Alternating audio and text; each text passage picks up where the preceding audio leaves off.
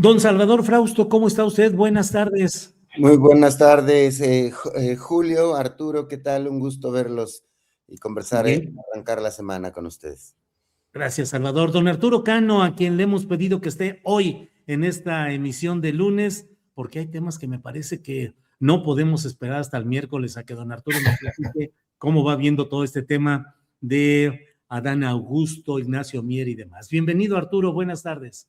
Buenas tardes, Julio, en este extraño día en la Ciudad de México donde todo está vacío y, bueno, muchos tamales por todas partes, pero sí, yo salí por la mañana y fue extrañamente, fue una mañana curiosa porque no había gente en el transporte público o muy poca gente.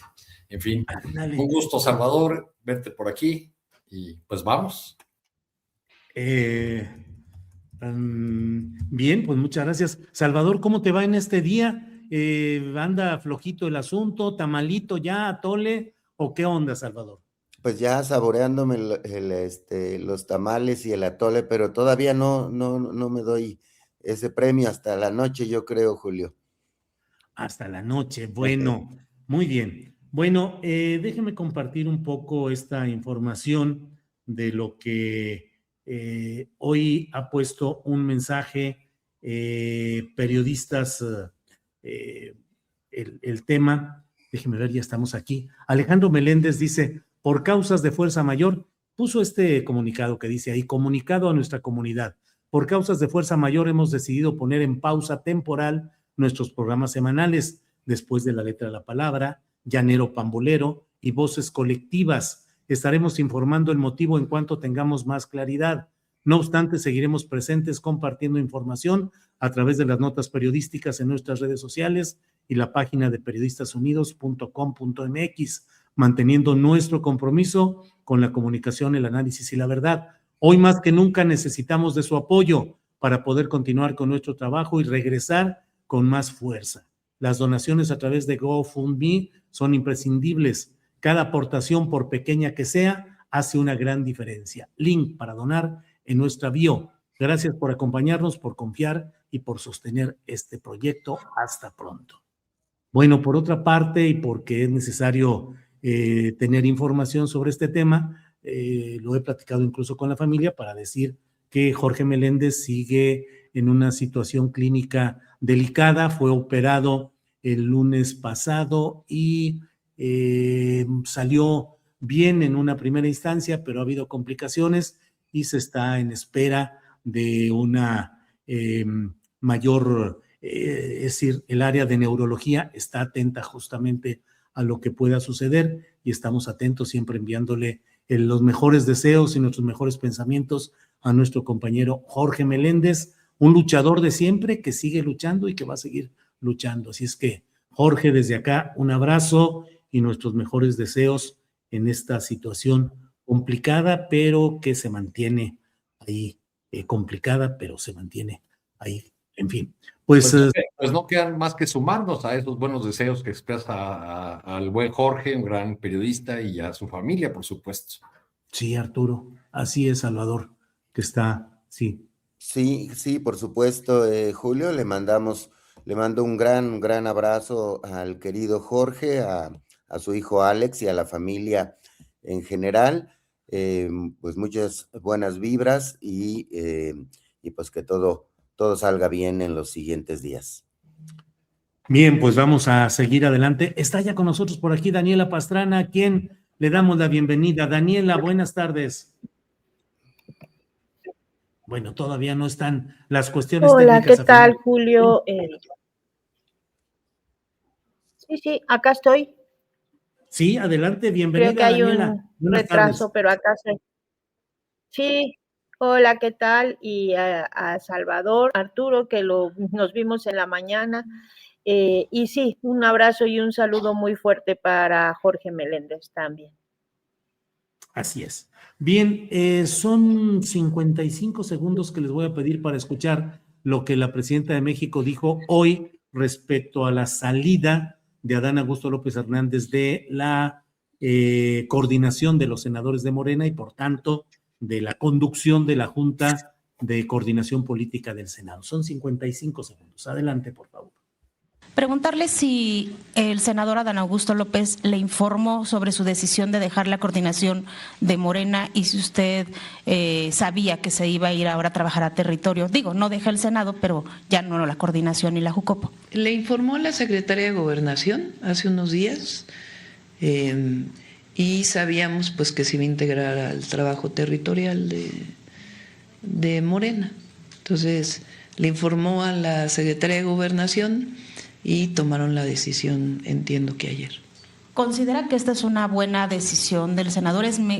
Digamos, hace más falta en Morena que como operadora del interior. Es una decisión de él y pues siempre va a ayudar.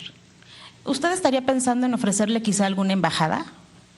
No, él tomó la decisión y el partido de invitarlo. Eso fue lo que nos informó. Salvador Frausto, ¿cómo ves este tema? ¿Cómo ves la postura de la presidenta? En fin, vamos entrando en materia. Salvador, tu primera lectura de este tema. Sí, me parece que ya venían varios meses, por lo menos, en los cuales la figura de Adán Augusto era una figura que que dañaba más a Morena y a sus aliados dentro del Congreso, de lo que lograba ayudar en cierta medida por los escándalos en los que se ha metido de distinta índole, desde gastos suntuosos hasta la relación con el ex secretario de Seguridad de Tabasco, que está bajo proceso judicial con señalamientos de ligas con la Barredora, un grupo criminal fuerte, poderoso en Tabasco y sus alrededores, pues otra serie de escándalos, incluso de frivolidades que se le veía viendo el fútbol, deportes, rumores de su vida personal, etcétera. Me parece que estaba significando un problema más que una solución o un apoyo, una ayuda para el movimiento morenista, y ahora pues hay un reto muy importante que es del primer orden, que es la reforma electoral y otras una agenda legislativa que pues muy cargada, que tendrá que discutirse en las próximas semanas. Entonces ya se le había llegado por parte de la cúpula de Morena y la cúpula del gobierno de la llamada 4T a Adán Augusto, pues mensajes bastante claros de que era ya incómodo su posición y que en sus manos estaba aportar al movimiento de Morena, y pues me parece que era claro ya para aquí en este espacio y en otros espacios de análisis y periodísticos, se ha comentado que se convirtió pues más en una piedra en el zapato de Morena y sus aliados que en un factor que aportara ayuda para sacar adelante el movimiento encabezado por la presidenta Claudia Sheinbaum. Entonces me parece que es un mal menor el asunto de que él deje la coordinación de la bancada de Morena en el Senado y que se mantenga como militante, que vaya a hacer trabajo de tierra, que por supuesto significa mandarlo a una segunda piel, a una labor política de menos visibilidad, que pueda hacerle menos daño en lo general al movimiento de regeneración nacional, que teniéndolo en primera plana de las decisiones políticas, que me parece que ya era, incluso había críticas de sus compañeros senadores, de las bancadas, sobre todo del Partido Verde, incluso de la del Partido del Trabajo. Entonces me parece que es un mal menor, es una decisión política de esas que pues algunos preferirán que hubiera sido expulsado del reino de Morena y sus aliados, y me parece que la decisión que se toma, lo que aparentemente toma Adán Augusto por mensajes dejados caer frente a sus ojos, junto a sus oídos, pues se hace a un lado y se dedica a un terreno donde no estorbe, donde no dañe de manera más visible, Julio. Bien. Sobre este tema, Arturo Cano, ¿cómo vas viendo? Hoy titulamos nuestro programa diciendo pues que la presidenta se deslinda porque me parece que a fin de cuentas ella dice yo no tuve nada que ver, es un asunto con Morena, es decir, es de entenderse con Luisa María Alcalde y pues ahí está la decisión, lo cual implica que si más adelante cambiara la presidencia de Morena y estuviera otra persona, pues tendría que negociarse la continuidad o no de ese acuerdo. Y bueno, la verdad, Arturo, sabemos cómo son las cosas en política, que se puede nombrar un coordinador de una cuarta circunscripción, que es lo que se dice, más un adjunto, más un adscrito, en fin, puede haber muchas cosas. ¿Cómo ves el tema, Arturo? Bueno, yo creo que el primero que se deslindó fue el senador Adán Augusto López Hernández, en la breve conferencia de prensa que ofreció para anunciar su salida de la coordinación y por lo tanto de la JUCOPO, de la instancia que gobierna el Senado de la República, no mencionó a la presidenta de la República. Sí aparece el nombre de la presidenta en la conferencia porque lo menciona una reportera, le pregunta expresamente a Adán Augusto López Hernández si fue un tema que conversó, que hubiese conversado, platicado, negociado con la presidenta Claudia Sheinbaum. Él dice que no.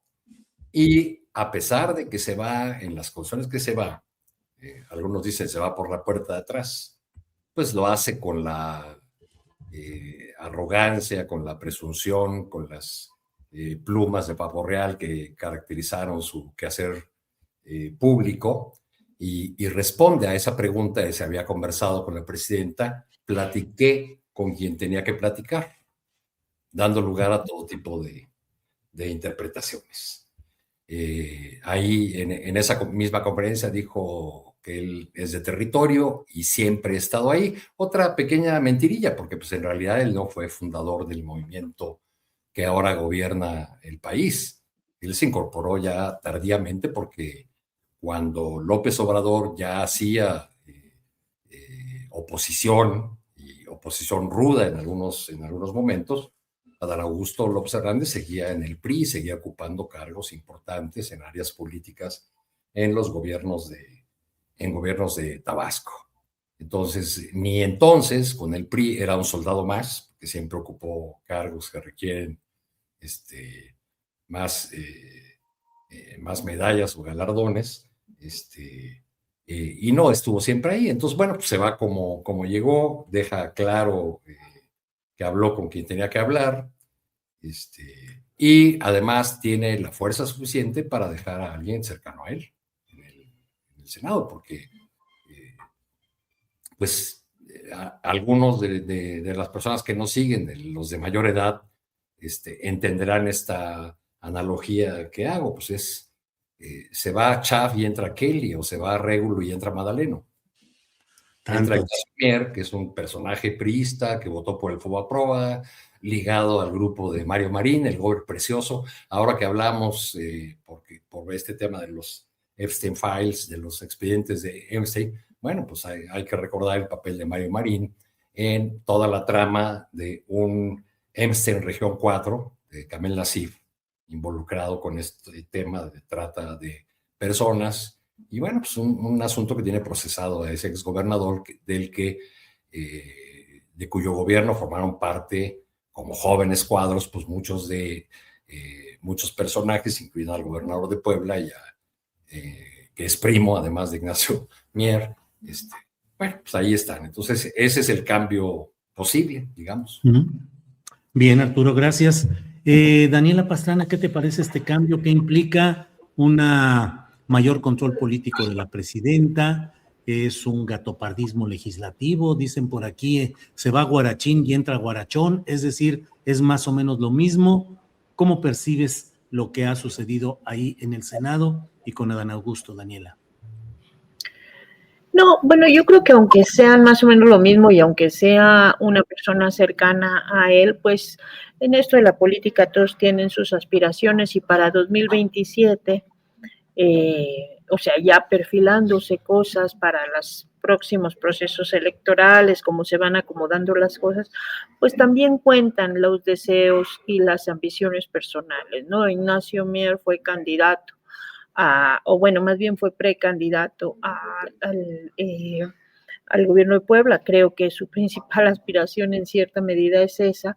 Y mi impresión, aunque por supuesto falta mucho tiempo, es que pues las lealtades siempre van a estar, o sea, no se va a tener, o por lo menos si quiere mantener esa aspiración de llegar al gobierno de Puebla, pues no se estaría arriesgando a tener una fractura con la presidenta. Yo creo que no lo sé, pero eso creo que es una de las cosas que puede jugar en un sentido o en otro en términos de lealtades. Uno es un cartucho quemado que ya se va y otra es la presidenta del país. En ese caso, pues me parece que lo ideal sería trabajar más en la línea de quien está gobernando y no de quien ya se va. Pienso eso, no lo tengo muy claro, habrá que ver cómo vamos a ir viendo en los próximos meses cómo se desenvuelven las cosas, pero lo cierto sí es que no es el único lastre, Adán Augusto, que carga en estos momentos la presidenta. Hay otros personajes en la Cámara de Diputados y en otros sectores que también tendrían que estar como dicen, poniendo sus barbas a remojar, no nada más por o sea, no porque le haya habido una indicación expresa de que se vaya, sino porque evidentemente están cargándose ya o sea, se están convirtiendo en varios casos en lastres más que en apoyos para la construcción de un proyecto común en un momento pues sumamente delicado. Entonces yo creo que hay otros personajes que tendrían que estar ya midiendo también si les conviene y si les va a ser redituable mantenerse como han estado en algunos casos, poniendo piedras o viendo como para intereses muy, muy, muy particulares en este momento.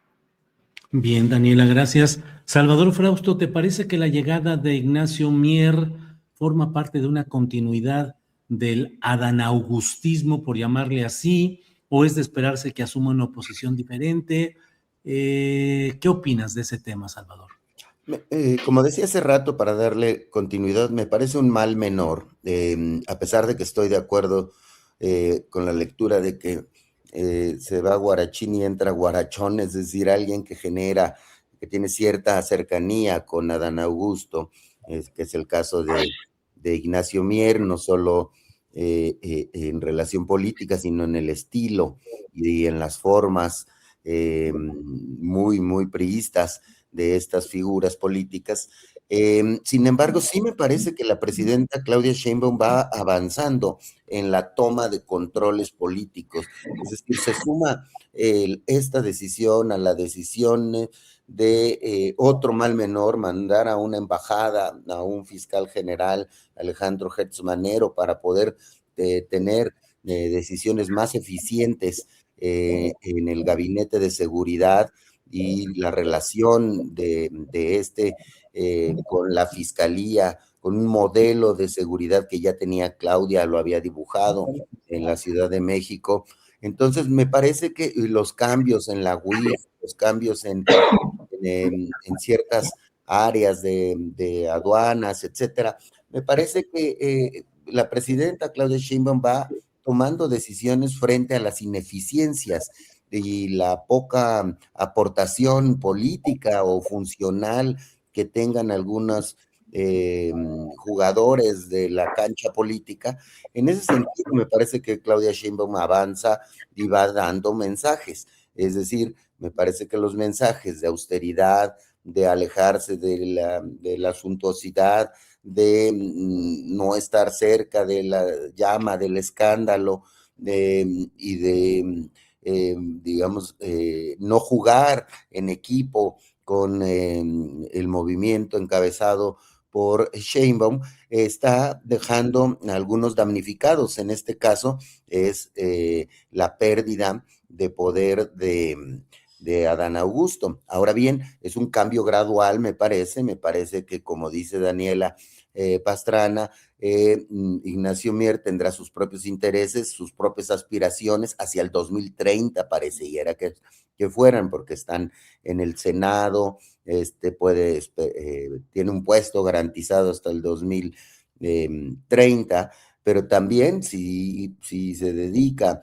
a jugar al estilo de el dispendio y el escándalo, pues también pueden moverlo en algún momento. Ya ha dado bastantes muestras la presidenta de que pues no le gusta quien esté en las áreas de primer plano jugando a sus propios intereses sin jugar en equipo en los rumbos que ella marca. Entonces, me parece que sí, es un golpe en la mesa, un reacomodo importante, muy importante en el tablero político, y esas insinuaciones de Adán Augusto, que bien menciona Arturo en su, que hizo esas insinuaciones que hizo Adán Augusto, de que habló con quien tenía que hablar, siempre anda queriendo insinuar que habló con López Obrador, es bastante poco probable que tenga algún tipo de comunicación con el expresidente.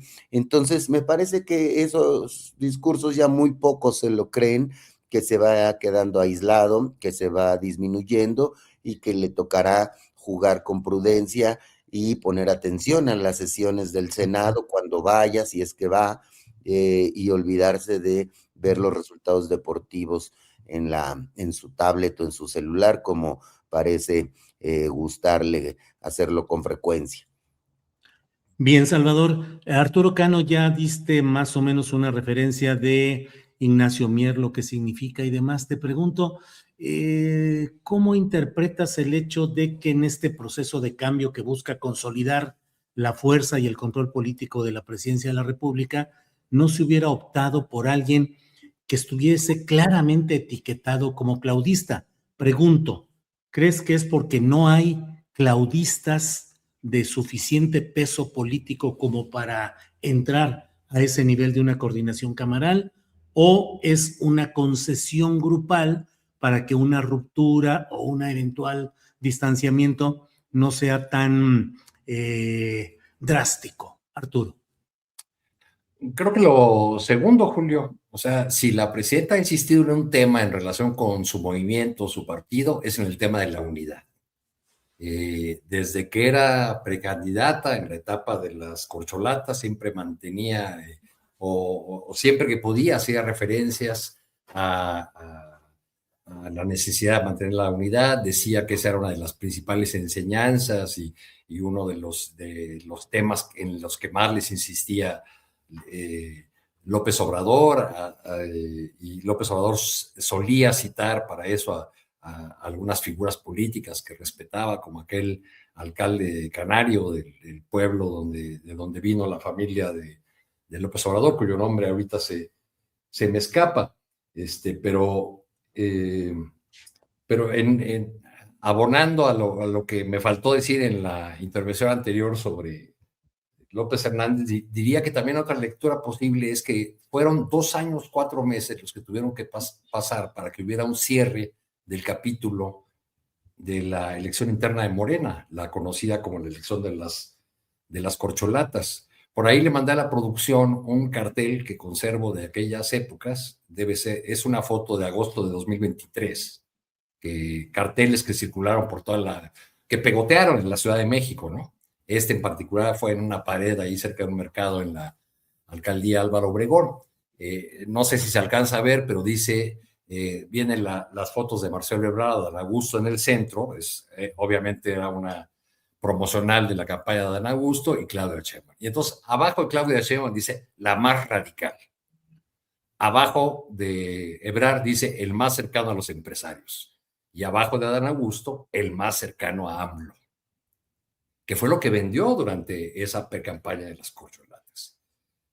Muchas personas de Morena, personas incluso con poder, gobernadores. Adán Augusto tenía el apoyo de la mayor parte de los gobernadores, incluyendo, por cierto, a la gobernadora de Baja California, a la que ahora le va muy mal y que no podemos desligar lo que le pasó a la presidenta allí en San Quintín y con los diputados, pues de esta crisis política en la que la ha metido la gobernadora de Baja California. Adán se va, por otro lado, sin que se cierre el capítulo que se le sigue debiendo a la justicia y a la necesidad de purificar la vida pública, que es una de las grandes promesas de Morena. Es decir, sin que se haya aclarado el tema de la barredora. La barredora presente todavía ahí. Daniela, ¿cuáles son los pendientes de Adán Augusto, que se va con ese tema de la barredora, habiendo nombrado como secretario de Seguridad Pública a Hernán Bermúdez, luego acusado y encarcelado actualmente de ser jefe mafioso de un grupo criminal apodado o señalado como la barredora, y también los enredos patrimoniales de los millones para un lado, para otro, sus declaraciones patrimoniales? Pareciera que todo eso queda intocado. Daniela, ¿qué opinas? Y bueno, ese es uno de los grandes problemas, ¿no? Como bien dices, tiene varios pendientes, porque el tema no es que se mueva o que se vaya a hacer trabajo territorial, sino lo que deja sin resolverse. A mí me parece que de los varios que se pueden enlistar, el tema de la barredora es un tema que tiene que resolverse, que tiene que aclararse, que tiene que continuarse, que no puede quedarse en la impunidad, menos en un gobierno que ha tenido, o en un proyecto político que ha tenido como principal oferta política el tema del combate a la corrupción desde la administración anterior, y que eso es fundamental porque pues, lacera mucho a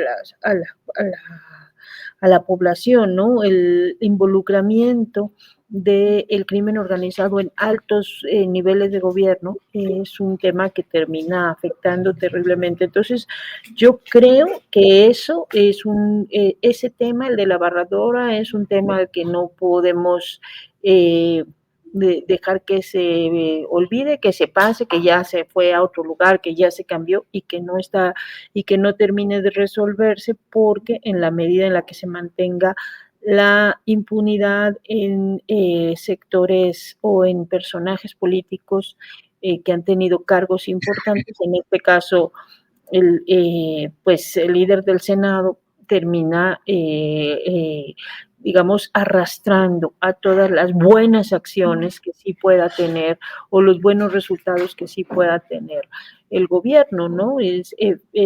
Tenemos una memoria histórica que hace que, y lo vemos mucho también con los gobernadores, con ciertos personajes que por mucho que se hagan buenas cosas, la gente en general tiene una sanción pública, moral, de pensamiento, o sea, en la forma en la que se califica a los gobernantes locales, en la que va acumulando, o sea, se cargan muchos adeudos, se cargan muchas deudas con la sociedad. Entonces, en la medida en la que estos personajes terminan sin sanción y solo se meten bajo la mesa o bajo la alfombra las investigaciones de lo que se hace, insisto, con esta oferta política contra la corrupción. Bueno, en la medida en la que esos casos no se aclaren, van generando un lastre para todo el proyecto político, incluidas las cosas que sí se hacen bien, ¿no? O sea, las cosas en las que sí se van avanzando. Bien, gracias, Daniela. Salvador Frausto, ¿qué opinar de esos segundos en los cuales la presidenta de México de gira por Baja California se refiere con un gesto duro y con señalamientos duros a un grupo de morenistas de élite, un senador, diputados locales, federales, y les conmina a trabajar más en territorio luego de haber escuchado durante unos minutos, 10 o más minutos, quejas y señalamientos en el nuevo, no es que lo acaben de crear, pero en el más nuevo de los municipios de Baja California, el de San Quintín, donde se viven pues escenas de explotación continua durante largos años, ahí sobre todo y no solo en el cultivo de los frutos rojos llamados berries. ¿Qué opinas de ese enojo de la presidenta, Salvador? Sí, yo creo que el enojo está conectado con el mensaje que dio allá en general en la frontera y con los mensajes políticos que ha venido dando durante los últimos meses, que yo creo que se pueden resumir en tres.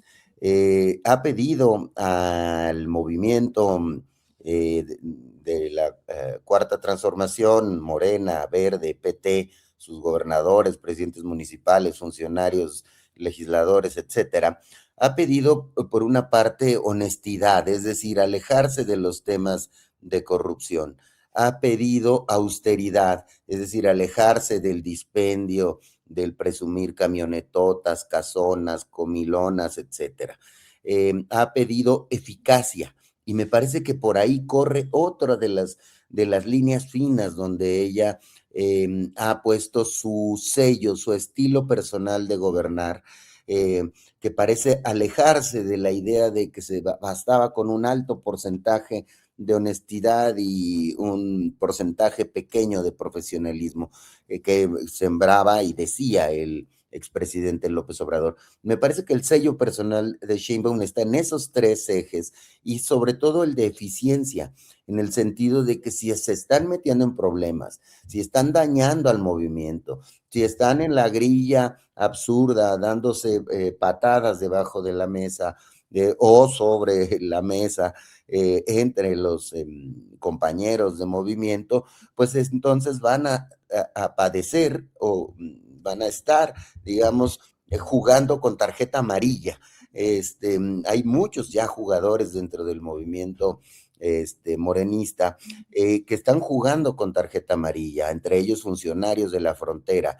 Ahora bien, yo agregaría un elemento más. O sea, ese exabrupto es también un mensaje a los grupos políticos que no se ciñen a jugar con el movimiento. Hay otros, se ha repetido eso del trabajo desde territorio, esa frase que utiliza Adán Augusto para decir me retiro para ir al trabajo, a territorio. Cuando se habla de los plurinominales desde el Palacio Nacional, se ha dicho, se ha sugerido que los plurinominales deben modificarse hacia darle una cuota de compensación a los segundos lugares que ganaron algo en el territorio, y esos son los que deberían entrar al Congreso en lo que hoy conocemos como figuras plurinominales, y no los elegidos por el dedo del presidente de cada partido político, sino los que queden en segundo lugar en territorio, los que sí alcancen votos y estuvieron a punto de ganar, pudieran tener un espacio en los congresos locales o federales.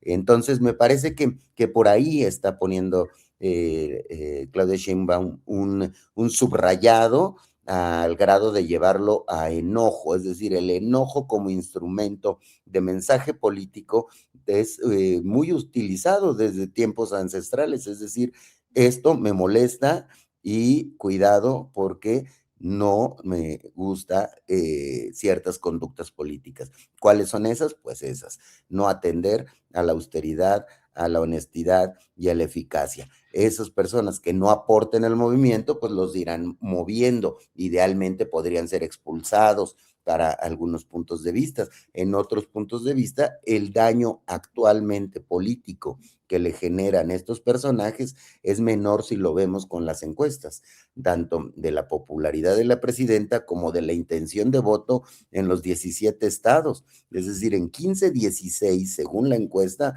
estaría arriba Morena. Solo en una o dos estaría arriba la oposición, y por unos márgenes bastante amplios. Igual para el Congreso de la Unión están los índices de popularidad muy altos. Entonces, la presión, y concluyo con esto la idea sobre este tema, está la presión de los Estados Unidos, el tema de que hay una presión por mejorar la seguridad, que en las últimas días, en esta no podemos hablar de lapsos de tiempo muy grandes, hay un entendimiento entre el gobierno de Estados Unidos y el gobierno de México. Y también la idea de que los narcopolíticos, una ventana donde está señalado como sospechoso Adán Augusto López, pues entonces si llegara a haber algún señalamiento fuerte en Estados Unidos, es más fácil afrontar a un senador de territorio, como él se dice, que a un coordinador de los senadores de Morena. Es decir, también es bajarle los decibeles a un posible escándalo mediático que por lo pronto no daña la intención de voto para Morena y sus aliados. Bien, Salvador, gracias. Sobre este mismo tema, Arturo, ¿qué pensar? ¿Cuál es tu punto de vista de cómo está la crisis política en Baja California, el ejercicio de Marina del Pilar Ávila Olmeda y pues este tema del enojo de la presidenta? Creo que pocas veces se ve a un presidente de la República o ahora presidenta con una actitud tan dura, tan dirigida contra cierto segmento específico de sus propios correligionarios, Arturo. Tu micrófono, Arturo, tu micrófono. La situación en Baja California ha venido empeorando desde que se anunció que le habían quitado la visa a la gobernadora y a su esposo.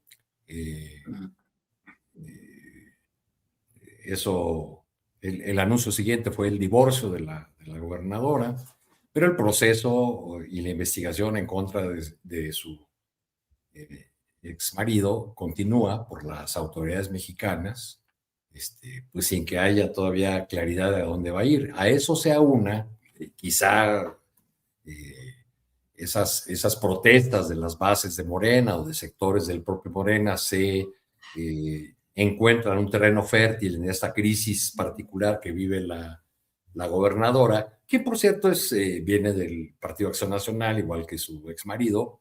Prácticamente el gobierno de Baja California está copado por exmilitantes del Partido Acción Nacional que se brincaron a Morena, por los que conocemos como chapulines, y en varios municipios de la entidad ha habido conflictos con autoridades de Morena, además del San Quintín, donde está en tela de juicio. No solamente era la situación de las denuncias de los jornaleros por sus condiciones de vida tan terribles, por todo esto que la presidenta escribió, de que en qué condiciones trabajan y que ganan menos del mínimo y que les pagan por caja, etcétera. También eran las denuncias porque el hospital no está funcionando, por una cantidad de problemas en los servicios públicos a cargo de la alcaldesa de Morena, que en este municipio de reciente creación, pero lo mismo ocurre en Ensenada y también en Rosarito.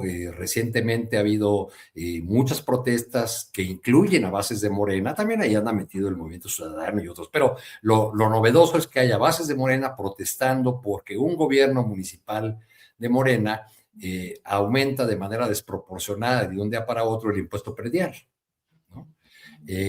Entonces, todos estos ingredientes estuvieron en esa gira de la presidenta y fue lo que explotó en este momento. En días anteriores, yo creo que conocedora de la situación en esa entidad y en otras, la presidenta había hecho una pieza oratoria en la que había hablado de que los militantes de Morena estaban obligados a vigilar a sus gobiernos.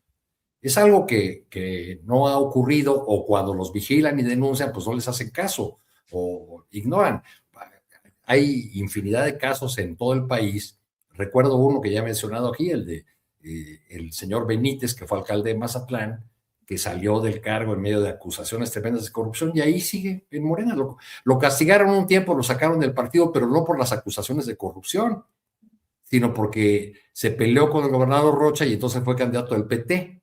Y entonces usaron el estatuto de que pues, aquel que acepte la candidatura por otro partido no puede seguir en el nuestro. Pero bueno, ya lo perdonaron y está ahí de nuevo. Y hablando de las reglas estatutarias de Morena, me surgió ahorita que Daniel hablaba de las aspiraciones de Ignacio Mier, el nuevo hombre fuerte del Senado. ¿Puede Ignacio Mier ser gobernador de Puebla si su primo es el actual gobernador? ¿O en las reglas antinepotismo Morena, el parentesco de primos no vale, lo que vale en Guerrero con el papá y la hija, o lo que vale en San Luis con el esposo y la esposa? Como claro. Pregunta. Claro. Ya ves, Arturo, que están diciendo que son primos, pero en 8º grado. Entonces entraríamos ya a una batalla de árbol genealógico para ver exactamente cuáles son. Acuérdate de Porfirio cuando fue candidato en Guanajuato por su derecho de sangre, ¿no? Puedes aludir a eso. Sí. Algo así. Así es, Arturo.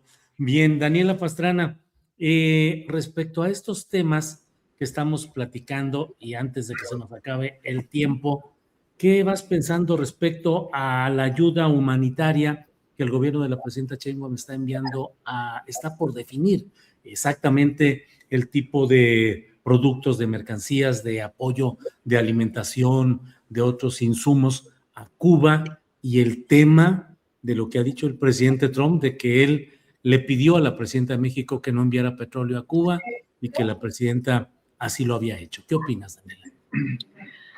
Bueno, yo creo que a Donald Trump hay que creerle la 10ª parte de lo que dice. O sea, es un mentiroso profesional, es un mentiroso que además usa la mentira para generar caos, para generar especulaciones, movimientos en las bolsas, etcétera, etcétera, etcétera, para generar presiones, la usa como chantaje.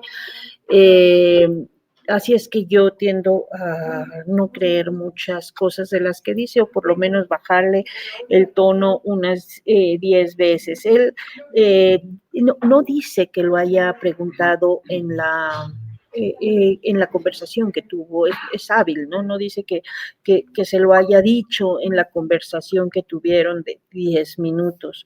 El pasado 29 de enero dice: le pedimos que hiciera eso, le pedimos quién es él y su sombra, o él y quién más, o a través de qué intermediario le pidieron al gobierno de México que se dejara de enviar el petróleo. Eso no lo dice, ¿no? Habla en un plural que no queda claro a qué se refiere, ni cuándo, ni cómo, ni cuáles fueron los mecanismos, y ella dice muy buena, ha sido muy buena, y entonces ya no mando. Pero esa es su interpretación de lo que se pidió. Me parece que el gobierno de México efectivamente está en una posición sumamente complicada, y aquí creo que tendríamos que cambiar el foco y empezar a preguntar qué pasa con el resto de los gobiernos de América Latina, porque digamos, dejan solo al gobierno de México en esta idea de mandar ayuda humanitaria, pero también de presionar para que se permita y no se esté bloqueando esta posibilidad de mandar petróleo hacia Cuba. Sabemos que están en una situación pues ya crítica, no es nueva. Desde el año pasado estuvimos viendo el tema de los apagones, ha ido en aumento y va a ir en aumento, por supuesto, en la medida en la que no puedan tener la energía que necesitan para que funcionen las cosas básicas, las universidades, los refrigeradores para guardar la comida, los hospitales. Entonces es una situación muy, muy, muy delicada. No han recibido petróleo de Venezuela, que era su principal proveedor desde lo que va de este año, y por supuesto la vía que tenían, el único acceso que tenían a tener combustible era de México. Entonces, tenemos nosotros esta presión, y yo esperaría que otros gobiernos de la región pues estuvieran apoyando al gobierno de México en las gestiones que está haciendo para que se envíe petróleo a Cuba. O sea, claramente Claudia Sheinbaum lo dijo, ¿no? Vamos a mandar ahorita comida en seres y vamos a agotar todas las vías diplomáticas, porque desde el viernes en la noche, cuando se supo de este comunicado, de esta orden ejecutiva de Trump, pues no tenemos claro cuál es el alcance, ¿no? Pero porque por esto de que hay dos vías, ¿no? Van a mandar petróleo, la que es por contratos y la humanitaria. Pero vamos, frente al señor que negocia, que insisto, no es negocio nunca, es una extorsión, pues lo que esperaríamos es que haya otros gobiernos que por lo menos también se sumaran a esas gestiones que está haciendo México para que se permita que por la vía humanitaria, si quieren que sea ese el camino, o que se presione también desde otras instancias al gobierno de Donald Trump para que pues no esté haciendo estos chantajes extorsivos en este caso muy concreto, hacia el gobierno de México. Bien, gracias, Daniela.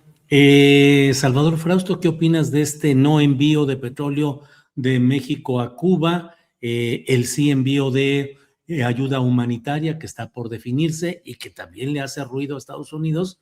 El representante Carlos Jiménez en el Congreso de Estados Unidos insiste pues en que es un acto de reto y de rebeldía a las posturas de Estados Unidos contra Cuba. ¿Qué opinas, Salvador?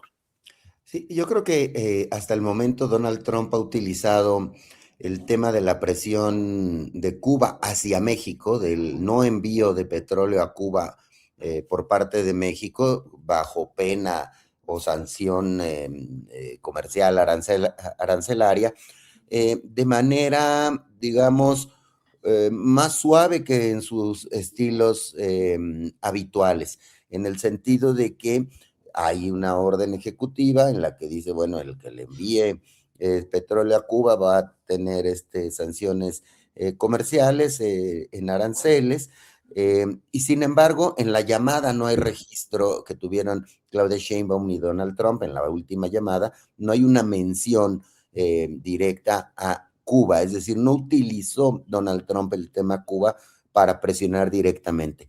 Eso le deja a Claudia Sheinbaum un arco de negociación un poco más amplio que en otras ocasiones, porque en esta ocasión lo jugó por dos vías. Uno, ayuda humanitaria, la vamos a mandar reforzada, en cosas no petroleras que puedan ayudar a la eventual crisis humanitaria o a la crisis humanitaria que se está viviendo en Cuba, y por otra parte generar a través de canales diplomáticos un diálogo con los Estados Unidos para ver qué mecanismo puede haber para proveer de petróleo mexicano a los cubanos. Entonces, ahí en ese arco de negociación se encuentra en este momento Claudia Sheinbaum, jugándolo con el estilo que la hemos visto, es decir, estirando la liga hasta donde se puede, negociando hasta donde se puede, y ha tenido unos resultados muy importantes, mejores que los resultados que han tenido países como Colombia o como Canadá, por citar solamente dos casos. Ahora bien, Donald Trump es un monstruo herido, o sea, como nunca en su administración, ahorita es un monstruo herido, aguas con los monstruos heridos, pero en este momento los picos, según el Silver Bulletin, que es uno de los más eficientes en hacer un resumen de las encuestas en Estados Unidos, está en su peor momento de impopularidad y de desaprobación. Está cerca del 60% de desaprobación, y la intención de voto para el Congreso, para las elecciones de noviembre, los demócratas están arriba con casi 48% y 43%, los demócratas con más o menos 48 y 43 de los republicanos, y hay un porcentaje de indecisos y no respuestas. Entonces, en este momento, y con el ICE, las protestas del ICE, que me parece que abordaremos en la siguiente intervención, tan enardecidas, y la gente en Estados Unidos, los ciudadanos no hispanos, blancos y de otros sectores, están en las calles protestando, y otros sectores empresariales, artistas, cantantes, etcétera. Es decir, el odio y la presión contra el ICE es altísimo. Si lo medimos en repudio en sus propias redes sociales, el ICE, 9 de cada 10 conversaciones en redes sociales en Estados Unidos son críticas negativas al ICE. Es decir, domina muchísimo ese sentimiento, y es un problema que es de esos problemas que son una ola que parecen imparables. Me recuerda al momento cuando Peña Nieto lo veíamos casi sudando, diciendo, no logro cambiar el ánimo social, o no me acuerdo qué palabra usaba, el ánimo social, usaba una palabreja de ese tipo, cuando tenía 90% de impopularidad. Bueno, Trump está en sus niveles más bajos de aprobación, y sus márgenes de maniobra de aquí a las elecciones son un problema, sobre todo porque si pierde el Congreso, la posibilidad de juicios políticos y de atarle las manos son mucho más amplias. Bien, gracias, Salvador Frausto. Son las 2:50 p.m. Nos queda como de a 3 minutitos por cada cual.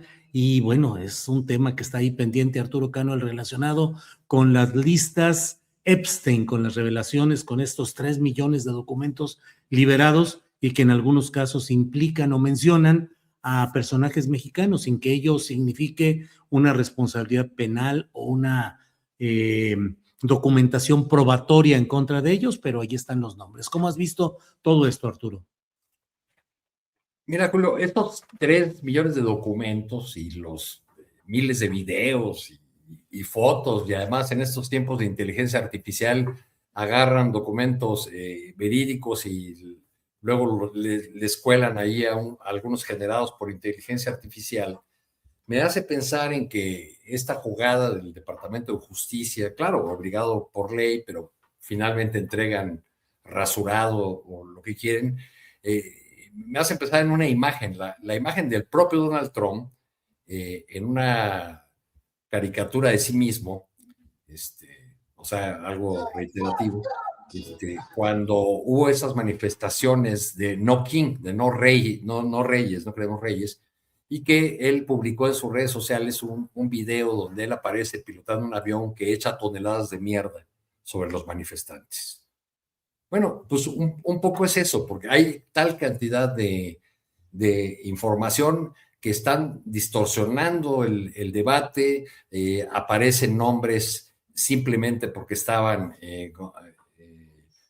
digamos, en una relación de negocios con los negocios legales de Epstein y no como partícipes de sus fiestas o como visitantes de su isla. Entonces, pues es como puede constituir una enorme cortina de, ya no digamos de humo, sino de excremento, porque lo que vemos ahí son horrores terribles, pero en medio de todo ese alboroto y de los nombres que aparezcan ahí, quizá una de las apuestas trumpianas sea que se vaya diluyendo su participación en todo este escándalo, ¿no? El ataque a Cuba me parece que tiene que ver con eso. Van a inventar a ver qué otra cosa se les ocurre mañana, de dónde tiene Estados Unidos el enemigo, pero resulta realmente risible que el gran imperio, la potencia militar del mundo, su presidente firme un decreto en el que amenaza con aranceles a quienes brinden petróleo a Cuba, una pequeña nación de 11 millones de habitantes que está en una crisis muy, muy terrible, que peor a aquella que se conoció como el periodo especial, cuando se acabó cuando se derrumbó la Unión Soviética, se cayó el muro y se acabó el apoyo que le daban los soviéticos, y que Estados Unidos diga, es parte de las cosas locas que tenemos, que Trump diga que Cuba es una amenaza inusual y extraordinaria para la seguridad nacional de Estados Unidos. Para empezar, no es inusual porque lleva 67 años la isla ahí. El presidente Miguel Díaz-Canel nació cuando la revolución ya era un hecho, tiene 65 años. La revolución tiene 67. Bien, Arturo, gracias. Daniela Pastrana, sobre este tema de las listas Epstein y sus implicaciones, ¿qué nos dices? Sí, yo coincido en buena parte con lo que dice Arturo. A veces ya no sabes si la publicación de las listas es para distraernos de otros temas, entiéndase estas protestas contra el ICE, entiéndase otras cosas que están en el tablero, sobre todo el del proceso interno de Estados Unidos, cuando hay, o sea, cuando se difunden de forma tan masiva cosas que ni siquiera están filtradas y que ahora pues todos estamos ahí muy ocupados buscando a ver qué hay que sea consistente y que pueda ser probatorio de algún tipo de delito,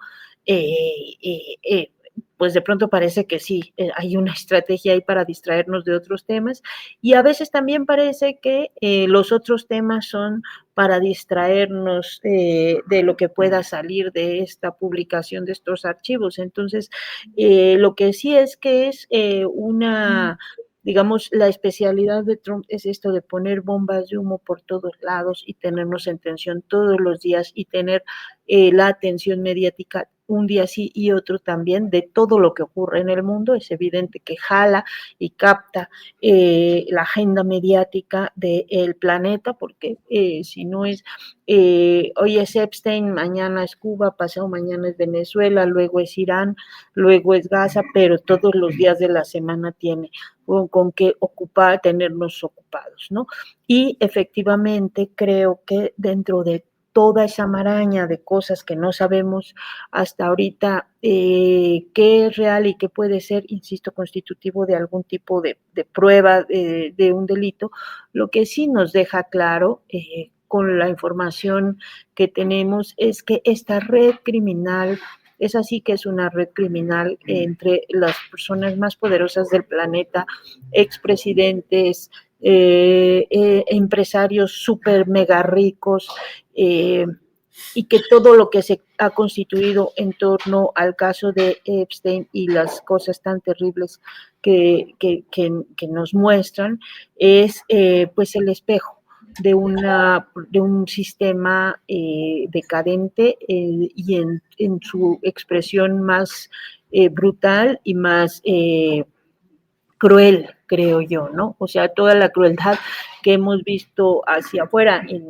en los casos, por ejemplo, lo de Laos, lo de Gaza, el trato que se le da a otros países, bueno, también se ve resumido en esto que fueron pues 30 años o no sé cuántos de una red de relaciones para que hacen que de pronto parezca que es una nube de intereses políticos y económicos que fueron generando un poder tan fuerte que a veces pues nos hace que vayamos teniendo sentido todas las demás cosas que hemos visto en estos últimos años, ¿no? Es una red de impunidad, de corrupción tan grande entre esos grupos que, bueno, pues, insisto, va haciendo que lo demás tenga mucho más sentido. Bien, gracias. Salvador Frausto, por favor, reflexión sobre este tema de las listas Epstein y todo el contexto y toda la especulación y los señalamientos que se han dado, Salvador. Sí, a mí me parece que las listas de Epstein, o la lista de Epstein, para decirlo en términos coloquiales, están súper manoseadas, están ya muy manoseadas, muy vistas, como dice Daniela, se avientan millones de documentos y ya hemos visto otros, y ahora vemos otro personaje que por ahí está Salinas de Gortari, que se relacionó, que lo conoció. Sin embargo, no constituyen las imágenes que hemos visto hasta la fecha como elementos que puedan llevar a juicio. Es decir, me parece que tiene mucho más sentido mirarlo como una cortina de humo, porque al votante estadounidense que ya criticó desde hace años a Trump por su relación con esta red de pederastia y sexoservicio y corrupción y demás, y espionaje, a partir del sexoservicio, de espionaje a políticos, empresarios y figuras públicas de todo el mundo, o de muchos países del mundo, eso ya indigna a una parte del electorado en Estados Unidos. Sin embargo, el voto duro de Donald Trump ya le perdonó eso.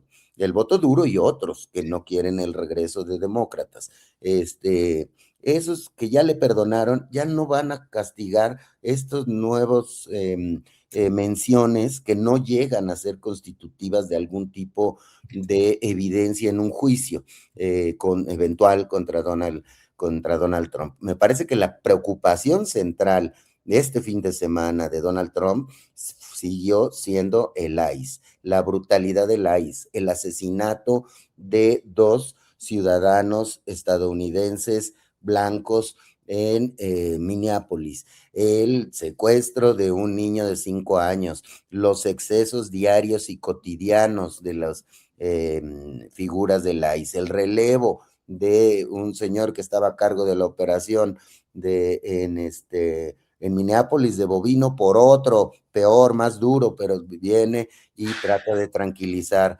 un poco las aguas. El movimiento imparable que está enfrentando el monstruo herido, la bestia herida que es Donald Trump, es lo que está ocurriendo con el ICE. las protestas por parte de ciudadanos estadounidenses, ya sea migrantes, no migrantes, estadounidenses blancos, el sector que sea, esas críticas y de los propios empresarios y de una base de MAGA y de los republicanos y de un sector de los senadores y congresistas republicanos, ese es el verdadero problema político que enfrenta la Casa Blanca. Me parece que en estos momentos es una cortina de humo, es utilizar estas listas manoseadas de Epstein. Bien, Salvador, pues muchas gracias, gracias a los tres, Daniela, Salvador, Arturo, que ya se fue la imagen, pero gracias por todo y nos vemos la próxima semana. Gracias por hoy. Hasta pronto. Gracias.